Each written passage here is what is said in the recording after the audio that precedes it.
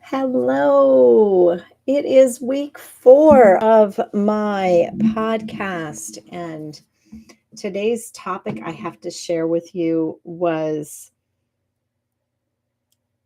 so close to the surface before I began week 1. I'm just going to leave it there. So, I do have notes today because I have quite a bit I want to make sure I cover.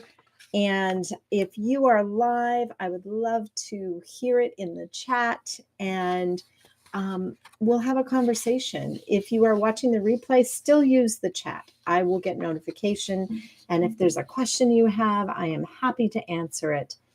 But we continue our journey today. It has been a journey, sort of recapping if you have not caught up or watched all the episodes. Week 1, I talked about the creative and the connection. In essence, I shared why I named my podcast what I did. That creative for me is not just about being an artist or having a creative talent. It is also about innovative thought, new ideas, sharing.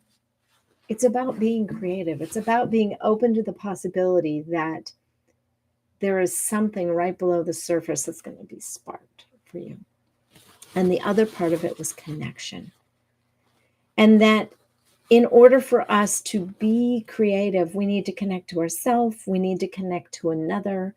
We need to share and collaborate that connection. We need to build and create bridges as people. That was week 1. I know the video on that week was not the best. I was streaming through a third party and it didn't work very well. So I've gone back to just using YouTube Studio. Although I will share, I am looking at Riverside and potentially putting this on Spotify because not everybody's on YouTube. So week 2, we went into visibility not being vanity. And what I shared that week was, let us redefine what it means to be seen, what it means to be heard, what it means to show up. It is not being vain, because there is someone who you show up for that you have no idea. And in the end, visibility is really an act of service. And last week, oh my goodness, last week I was in Colorado with my husband doing he was there on a training, and we had a coaching session with our business mentor at the end of it. And then we went on vacation for a couple of days up in the mountains. And I invited him to join me in a conversation about what it means to be rooted, ROOTED, what it means to be revitalized and rising, and what the power of presence, renewal is in real relationship. My husband, Dan, is a relationship expert. He has been a clinical psychologist for over 30 years. He is a certified Gottman marriage counselor. He is a coach. He is an author. He is a speaker. I myself am trained in the 7 principles of making marriage work. And we have been together as a couple for over 44 years this coming November, and have been married 41 of them, and have 3 adult sons. And so we shared an open and honest conversation about this idea of being rooted in ourselves so that we can be better in our relationship. And if you have not listened to it, please go back and listen to it. I think there would be something in there for everyone, whether you are in a committed relationship or not, or thinking about one. I think there is something in that for everyone. Today, I'm going to, and this is where I'm going to jot down at my notes for just a moment. Today, I'm going to take us on an exploration of what many, if not all of us, experience at some point in our life, whether it be at work, whether it be in collaboration or relationship with another, or whether it be even something that we want, and that is fear. We're going to talk about how fear sometimes prevents us from being who or what we want to be. And we're going to talk about that today, and I'm going to provide you with 3 simple steps for how you can come face to face with and why that's important, your fear. And then I have a special invitation for you because I am doing, I'm doing a workshop on Monday night where we will look at what it means to claim or reclaim your voice. So I have a special invitation for you for that. Also, before I begin, because this is such a hefty topic for a lot of us, me included, I want you to know, this is my sort of disclaimer, I am only going to touch the tip of the iceberg today. This is the topic we will come back to many times, I am sure. But when we are facing fear head on, I want you to know that whatever it's causing you to stop doing, your voice matters. Your voice matters.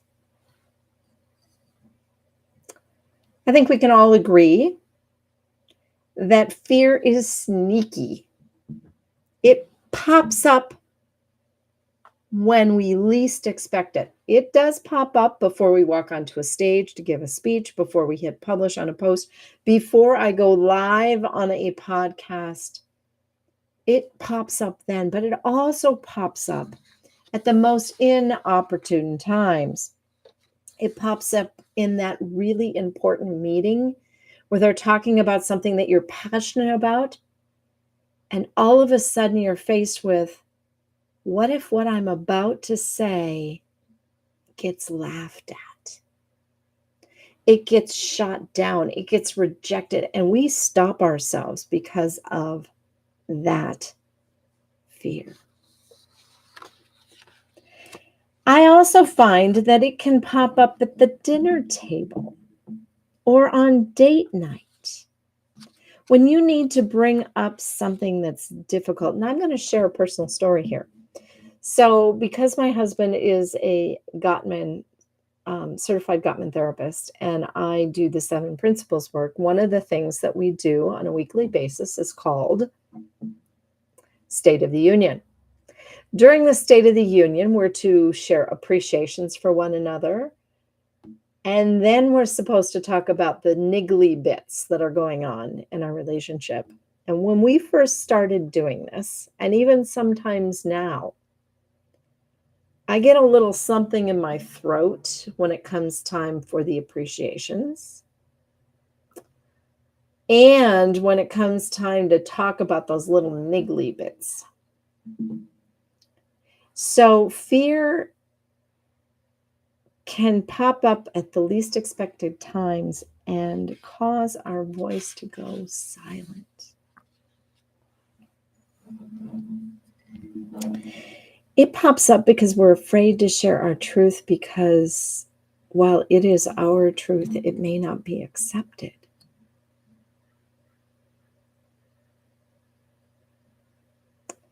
Sometimes we disguise that fear as being polite, keeping the peace, or I'll just wait for the right time. Now is not the right time. I have to get ready to share that. But here's the hard truth, and you've probably experienced this at some point in time in your life. The longer you wait, the harder it is to share. The longer you wait, the harder it is to share. And it's not just at work. It's not just with our passion projects. It's not just in our friendships. And it's not just in our intimate relationships. It's also sometimes when we have a desire to do something and we don't act. We have to, this is not the first step, but this is a step that is so important. You have to name the fear. You have to identify it and you have to speak it out loud and you have to recognize it. Because if you don't, it will be very difficult to move forward.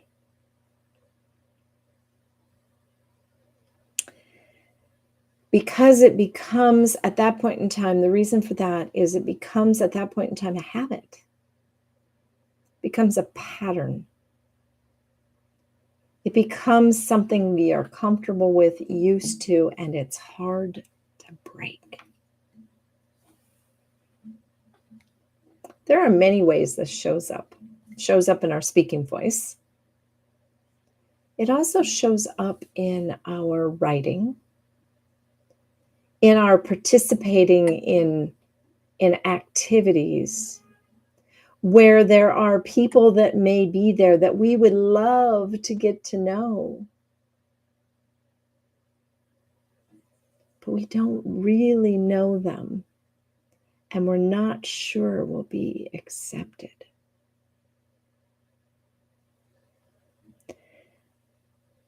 I wrote down as I was taking some notes, your voice is more than just the sound that comes out when you speak or sing. It's your ideas, it's your thoughts. It also begins to creep into your needs, your personal needs, your boundaries. And the last place it creeps in, and I have known people that have begun to shut down when it creeps into this space. It creeps into your dreams, your visions, desires to create a meaningful impact in the work you do or the world. It shuts us down in our process of trying to figure out who we are. I think I shared with you either the first week, maybe the second week. I know I shared last week because both my husband and I did. I have a book that's coming out soon. It's called Courageous, A Journey from Pain to Purpose. And while this story is not in the book, it is important that you know this story that I'm about to share. When I was going into 9th grade, my mother decided to retire as a high school teacher because she knew at some point in time in our journey, she would probably have me as a student. And she didn't think it was fair to me, to her, to the rest of the students. So she retired. Now, my mother had been the head of the union and she had been in charge of many things. So in order for her to be replaced, they hired 3 people.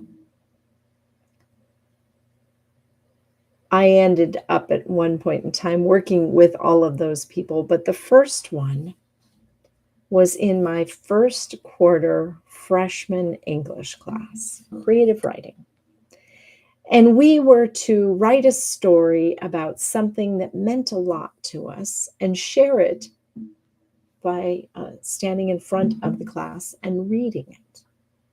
Now, the standing in front of the class and reading it was not a problem for me. I had been involved in storytelling and whatnot for a long time. That part was not the challenge. The challenging part was the writing part. I'd never really written. I believe that I am somewhat dyslexic, although I'm a high-functioning dyslexic. My brother has it way more challenging than I, but I believe that on some level I had that as a challenge that, as of right now, I embrace. But back then, I struggled. So I took a long time to figure out what to write about and finally decided to write about my dog who I'd put to sleep that summer because he was old and he had cancer and it's just so I wrote a paper about my dog.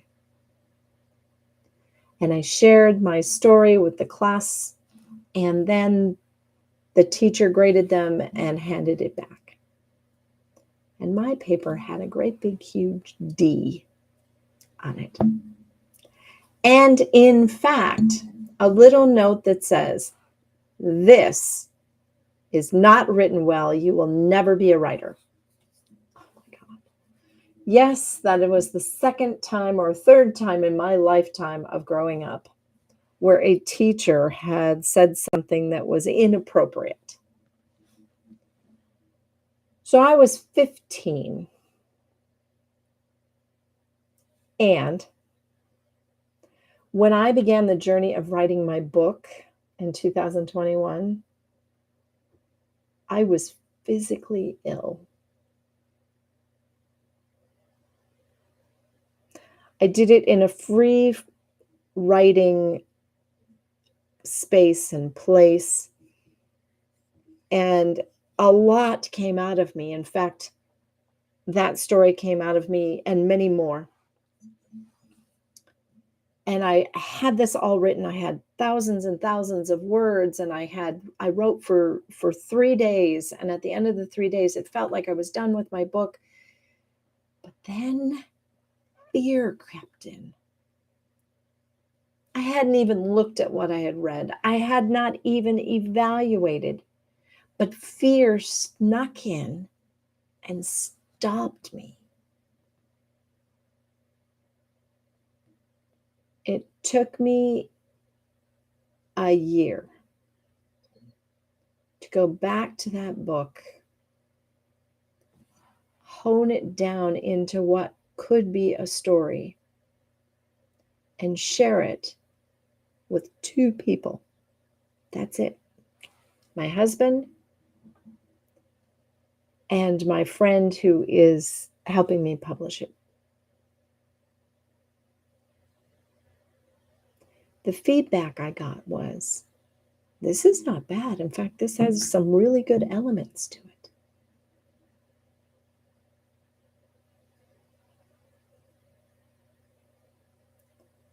Fast forward, I needed to do some honing. I needed to do some trimming. I needed to do some tightening. I needed to do some connecting.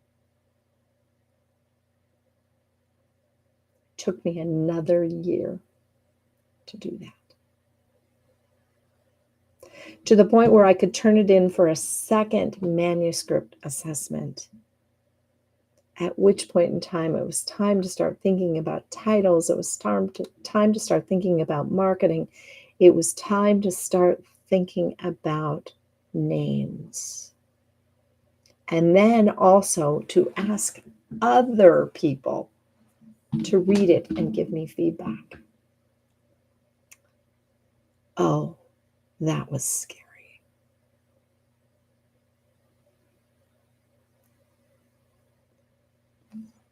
Fear nearly stopped me in sharing my story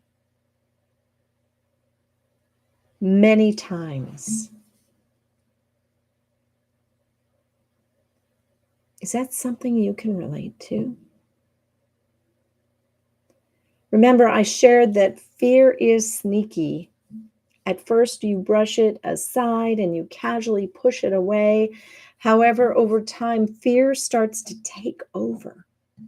We start editing ourselves, which is what I was doing through my entire book writing process. We start toning down our ideas, holding back our needs, avoiding conversations that matter most. And every time we do that, we teach ourselves that our voice isn't safe.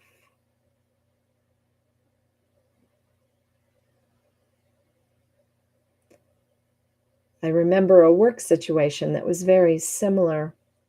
I had taken a promotion with a company that had me living 4 days a week someplace other than where my husband was and traveling quite a bit. And I had committed to that position for as long as it took me to launch a program, to write and launch a program.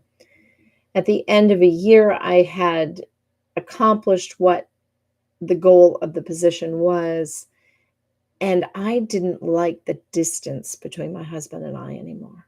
We had only been married for 7 years at that point in time, and I didn't like that distance. And I needed to ask to go back into, I was in retail, to go back into the store I came from, that this was not working for me. And the day I was supposed to, well, the day it would have been convenient for me to ask, I got scared. I didn't ask. It was 1 or 2 weeks later where I had wrestled in a prayerful manner, a manifesting manner, you choose the words, whatever works for you. I had been in a state of, I wonder if they would just offer me something. I offered to the universe, I need to go back to my home store. I wonder if something would present itself like it did for this position. About 2 weeks later, my boss asked me how things were going with the new store we were opening, and I had helped with all the hiring. I had done all the training. I had helped the store manager get some systems put into place. And we were ready to launch in a week. And my boss looked at me and said, "So how's it going? What's the next thing we should do?" I said, "Well, the next thing we should do is something with the store managers and at the corporate level, because it has become clear to me over the course of the last year that things are not as smooth as they could to help support this other program I created. Would you like to lead that program, Cyndi?" Now was my chance. The universe had given me a door open, a window open to ask. But I hesitated. My boss was a smart man, and he looked at me and said, "It's probably tough living apart from your husband. Do you feel like you should do this new program, or would you like to go back into the store?" Given the direct question, I was able to answer the question the way I needed to. But fear again had snuck in and said, you know why? Because I didn't feel safe. I thought if I shared what I wanted, I might lose my job.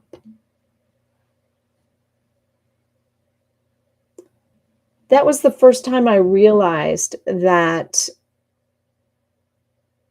this inability to ask for what I needed was not my fault. Nobody had taught me how to grab what I needed and claim it.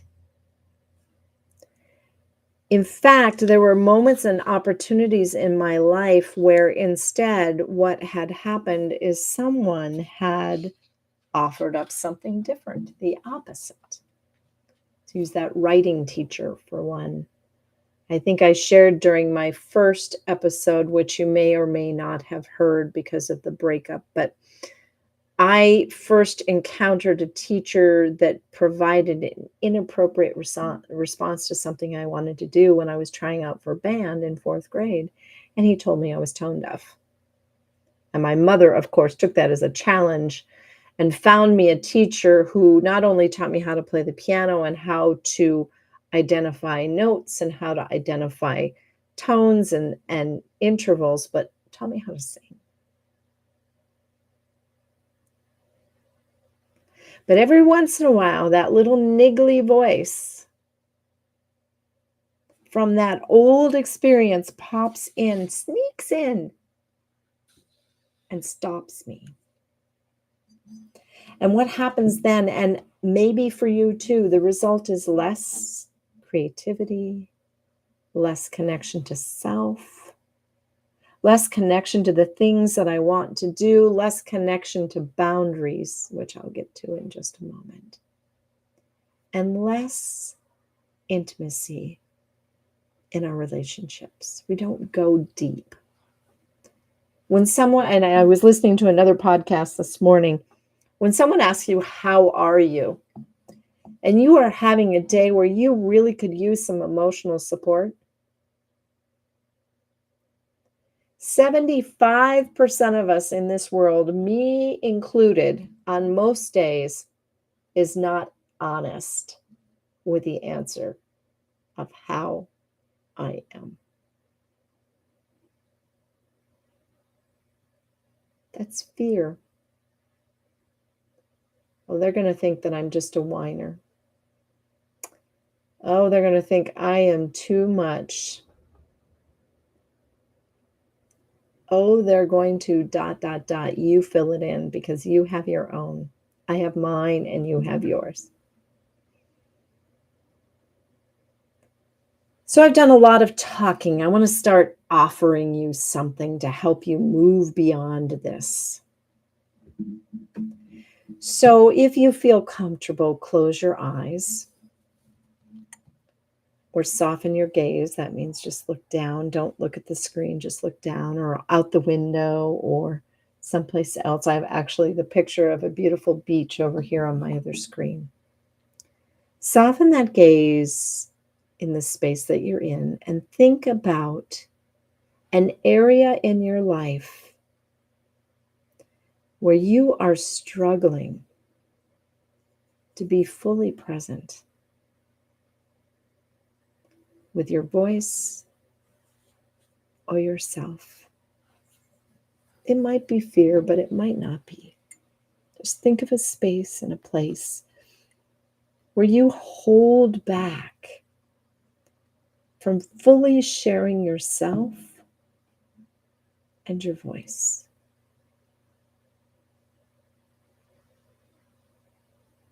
Take a deep breath in if you notice tension rising anywhere in your body. Acknowledge it. Notice it. If a thought enters your head, let it pass by.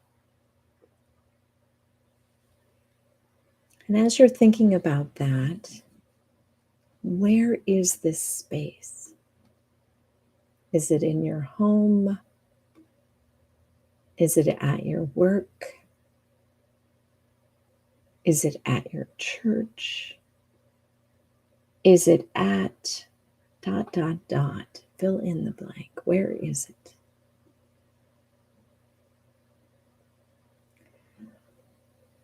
What is it that you are holding back? What is it? Is it your voice? Is it you? Is it something else?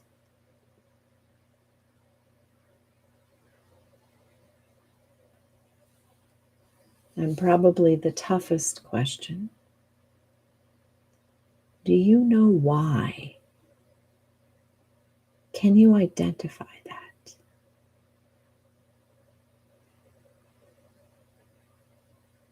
Again, if you notice tension rising anywhere in your body, just breathe deeper into it, all the way down to your belly. Breathe in. Acknowledge it. Let it pass.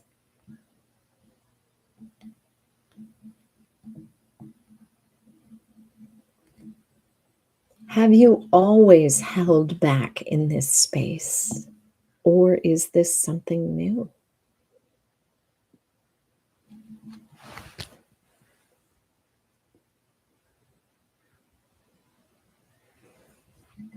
Sometimes when I have people do this exercise, my clients, they can taste and smell and hear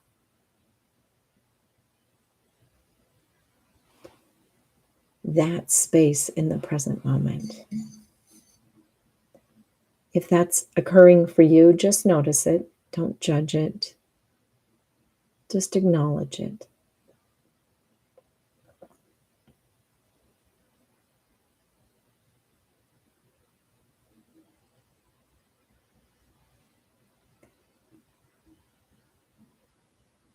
You'll bring your attention back to me for just a moment.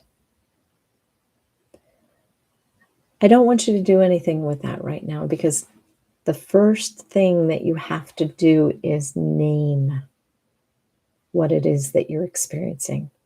That's step one, naming it. And perhaps you have identified it just now. I would encourage you to journal about this a little bit, write it down. If you see a coach or a therapist, share this with them.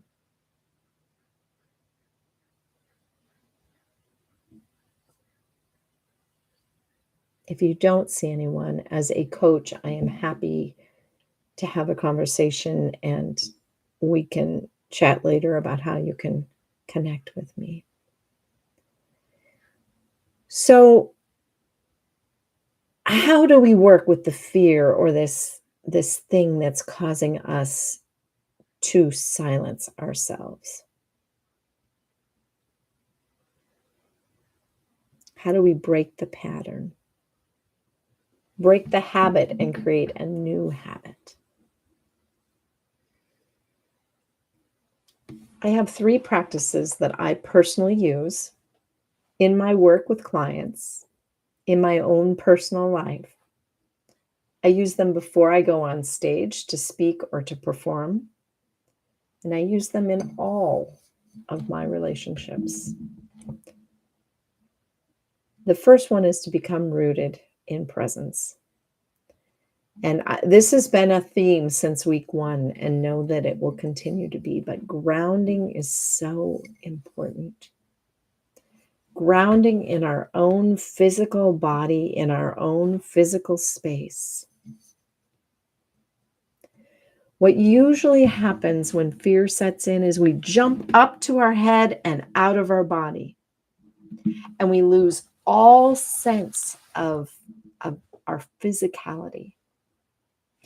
And we start to spin and cycle and spin and cycle and spin and cycle, and your body goes into protection mode. That means it's pushing everything away, and you're out of your body. You don't want anybody near. Grounding actually brings you physically into your body, quiets the mind, and actually creates a better barrier for you to protect yourself.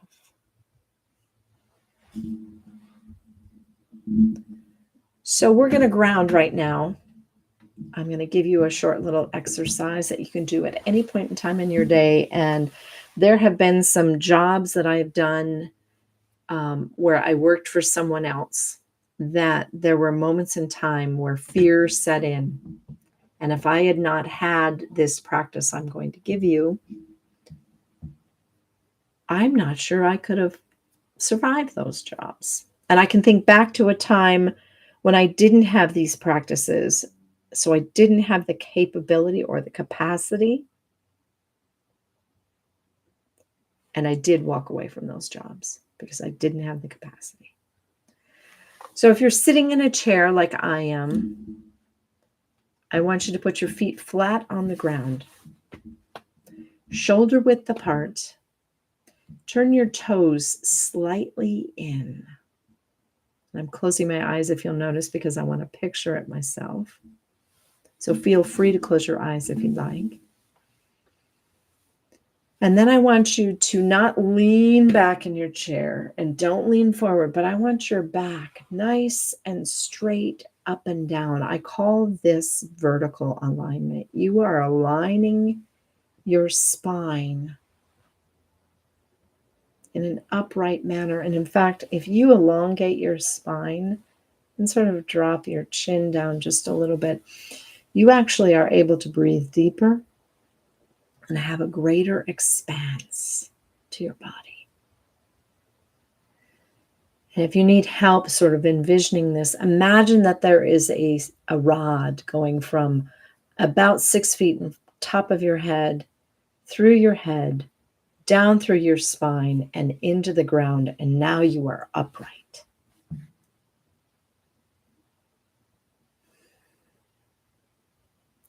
Now, starting at your feet, I want you to imagine that there are roots growing out of your toes and feet and down into the ground, and you're going down about 6 feet. And you're feeling the warmth of the earth. And you feel like now your feet are firmly planted and grounded.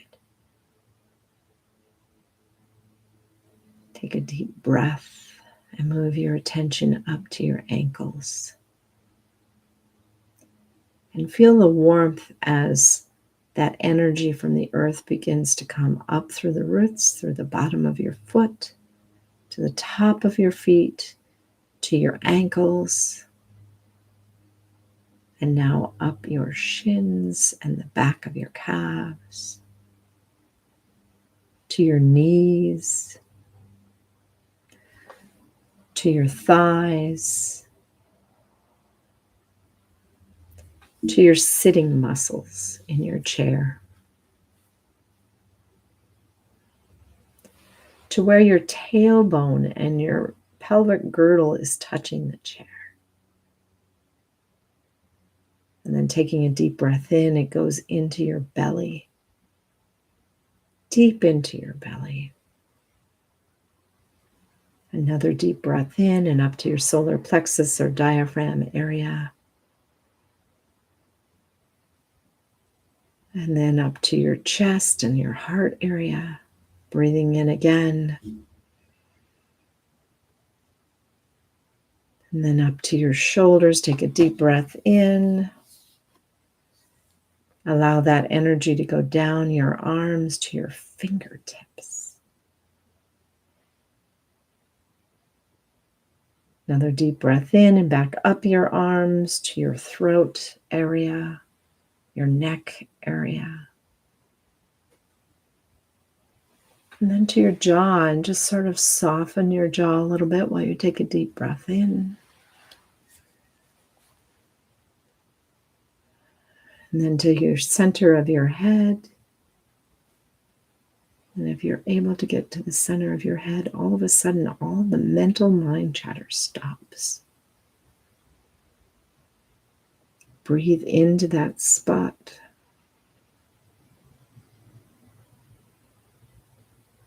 And then to the top of your head. And out your crown all the way up to where the top of that rod would be, about 6 feet. And then take a deep breath in and out. And gently open up your eyes with a soft gaze. Check in with yourself. Do you feel like you're truly in your body, in this moment, present? If you do, remind your mind, I am safe enough to speak. I am safe. I can choose to speak if I want, or I can just sit here and be.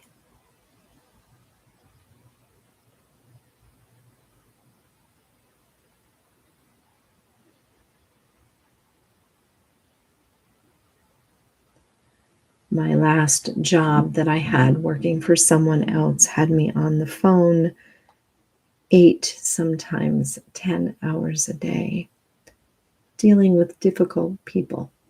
And I found if I allowed myself to be centered in my chair and present, whatever they threw at me didn't matter. I was safe. I could wait for them to pause and in a calm voice respond. I challenge you to do this 2 or 3 times in the next several days when you notice that things start to feel like they're spiraling a little bit, or you feel like you're not connected to yourself. So that is probably the longest of the 3 exercises that I have, but it is the most effective in feeling grounded and centered and able to go into a space that there might be tension or challenge. I have to go into one of those spaces tomorrow, and I have purposefully kept myself separate from that space for the last 8 weeks. I needed a break. And my intention is before we enter to ground. And then once I'm there, ground again. And to not say anything unless I feel grounded. So a second pathway to overcoming fear and finding your voice again is to reframe any risk that you might be about to experience. I remember when I would have to try something new, the first tape that would pop up is, what if I fail? What if I do this wrong? What if they reject me? Over time, I have learned to reframe that too, rather than what if I fail to, I wonder how I'll grow. I wonder how I'll learn. I wonder what I'll learn.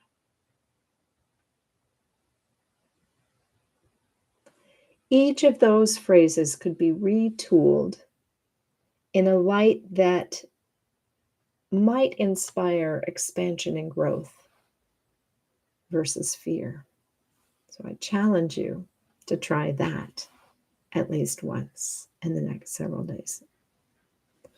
The third is, if you have to go into a space and share your opinion has been asked, or maybe you have to do some public speaking, or I don't know, maybe you have to do something new. In high stakes moments, practice. Practice before you go and do it, and practice by yourself first so you can hear yourself, so you can play around with the words, so you can tweak as you go. I do that with my podcast. That's part of the reason why I have a script written, although I haven't looked at it very much. Practice. Then find a trusted friend whom you can practice in front of before you have to go do it in front of the high stakes audience. Practice. So those are the 3 pathways after you have identified and named the fear that you are experiencing. So last week when my husband was here, I really got into the nitty-gritty of connection and relationship. And so going back to my first episode with creativity and connection, I want to tie what we're talking about today to creativity and connection. So this particular overcoming fear and finding your voice is about all of our ideas, our innovative ideas that are different than anyone else's, which comes from creativity and our creative spirit. It's in every space. It's at work. It's in your family. You've got to solve a problem. It's in your friendships. It's in your community groups. It's in your passion projects. It's in the things that you want to do on your own. These same tools can be used to build confidence so that you can speak your truth in your marriage, your friendships, and your collaborations.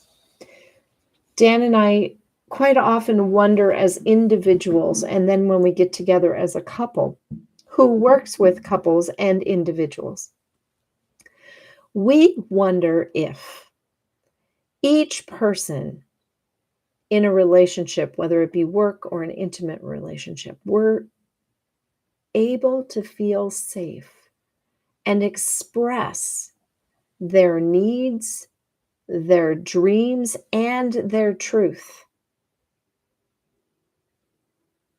How much could this relationship expand and grow stronger?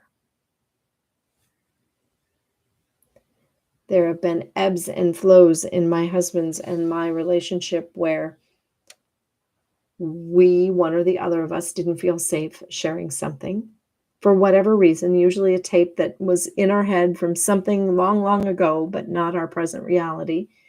And we finally were able to feel like we could express it.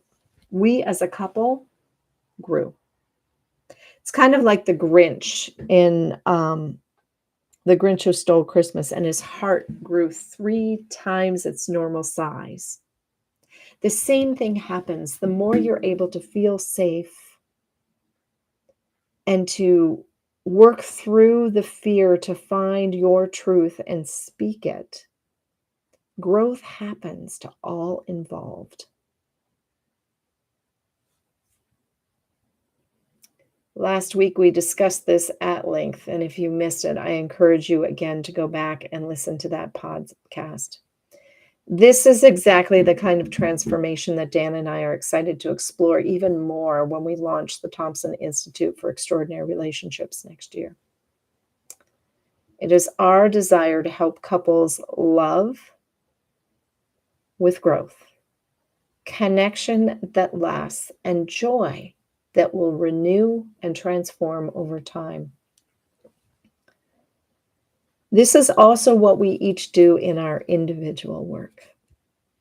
If I could help you as an individual feel safe to express your truth, what doors could be opened? If you're seeking an intimate relationship, maybe that's the door that opens. If you're seeking a career change, maybe that's the door that opens. We are curious and possibility thinkers, both Dan and I, and we want to teach that to others. So as you have been listening and hopefully participating today or on the replay, and you're thinking, I really want to step into the courage it takes to name and face my fears. If you are watching this before Monday, the 18th at 9 p.m., please, I invite you to my virtual interactive workshop called Claim or Reclaim Your Creative Voice. It is not just for artists. I've already identified that creativity is for anyone who has an innovative new idea or thought. If you have been holding back and you want to stop holding back, you want to stop staying silent, that workshop will go deeper into these 3 pathways that I talked about and give you some other choices as well, so that you can rebuild your own personal habit of speaking up, speaking your truth in work, in your creativity and ideas, and in your relationships and love. Between now and then, I have a mini challenge for you. It's to continue doing what we've done today. Choose one simple thing or an easy way, a fear that you have that's not as scary as some of the others, and speak it out loud. Claim it, identify it, call it out. Maybe it's a small project at work. Maybe it's with a passion project that you want to do and got stuck, or you haven't started because you are stuck. Or maybe it's with someone that is close to you. Do the root in presence, become grounded. Retool the risk that you think you might be making. And then practice with yourself. And then go to that person and share your truth. In week 2, I shared that visibility is not vanity, and in fact is a service. And this too is a service. It is a service, as an act of service for yourself, and it's an act of service for that other person or people. How?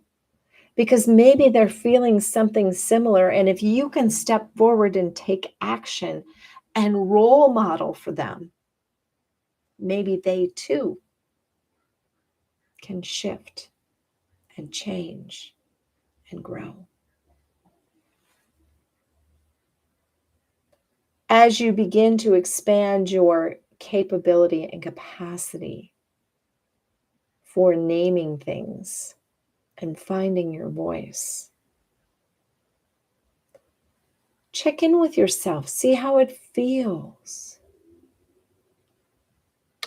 How do you feel?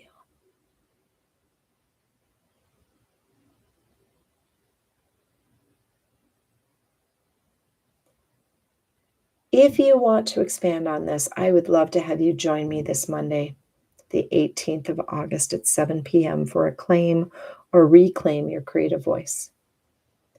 The registration link is actually in the description for today's talk, or you can always send me an email at Coach Cyndi, CYNDI, at, and my first and last name, CYNDI, THOMSEN.net.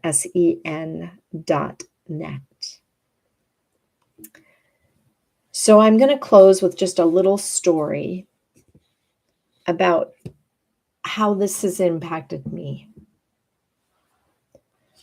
So I really was able to confront a lot of this 2020, believe it or not.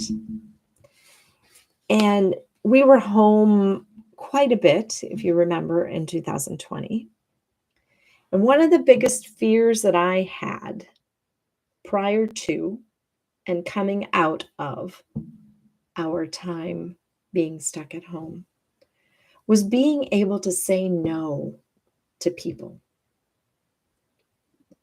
And what happened is people started to take advantage of me because I had a kind heart, and I was willing to step in and help out when asked. You see, the reason for that is I never had a lot of friends growing up. In fact, I didn't really know how to make friends. My mother was my social coordinator for much of my life. So I found that if people asked me to step in and help out, if I said yes, then maybe they'd like me. So I said yes to everyone and everything. And over time, it began to cause me some health challenges. It started to cause me some mental and physical health challenges. In fact, the tape, nobody really cares about me. They don't see me. Nobody asks me what I need. That tape started to get louder and louder and louder and louder. And then I happened upon these steps that I've adapted for my own use, but these steps. And I started very small with those people I didn't know really well. And I wasn't quite sure I really wanted to get to know them any better. So when they would ask me to do things, I started to say no. And the first couple of times, it was really scary. But you know what I noticed? Nobody said anything mean or nasty to me when I said no. Because I usually said, no, I'm sorry, I can't do that, I'm busy. No, I'm sorry, I can't do that.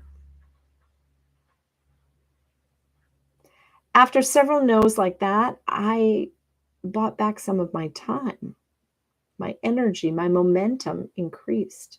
So I started to find it easier to say no to other people, people I was connected to, my family. And over time, this new pattern and habit for me continued to grow and build. And now people in my circle know that if they ask me a question, I may say no. And they're okay with that. So, from a personal experience, I can share that when you overcome a fear, you don't just find your voice. You don't just find your voice. You strengthen every relationship in your life, including the relationship with yourself.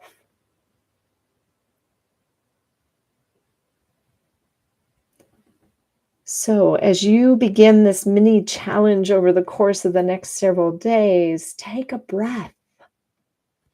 Find your footing and speak, even if you shake, because your voice matters. And when you use your voice in the world and your relationships, things shift, change. Things that you might have longed for become available to you. Again, if this has struck a chord with you at all, please join me Monday at 7 p.m. for the workshop. The link to register is in the description of this podcast. And if that doesn't feel like a good fit for you, either because of the day and time, that's okay. Be sure and check out my blog on Sunday. That link is also in the podcast description, because I will go a little bit further and deeper than what I did today in paper form. And then a preview for next Friday. I am traveling a week from now and won't have the opportunity to be live. So I'm going to pre-record my podcast and post it at the appointed time. And I am going to be speaking about owning your story. So it builds off of this one, owning your story and why it matters more than getting it perfect. Thank you so much for joining either live or on the replay. If you've got comments, please put them in the chat or send me a note. I'd love to hear what you have to say. I'd love to know if I struck a chord and you found something very helpful, or if there's something you really want to know about. Maybe I can speak about it, or I can find somebody to join me and we can have a conversation about it. Until next time, thank you so much for being here. And it's the Creative Connection. Reclaim your voice, reclaim your vision, reclaim what matters most to you with me, Cyndi Thomsen.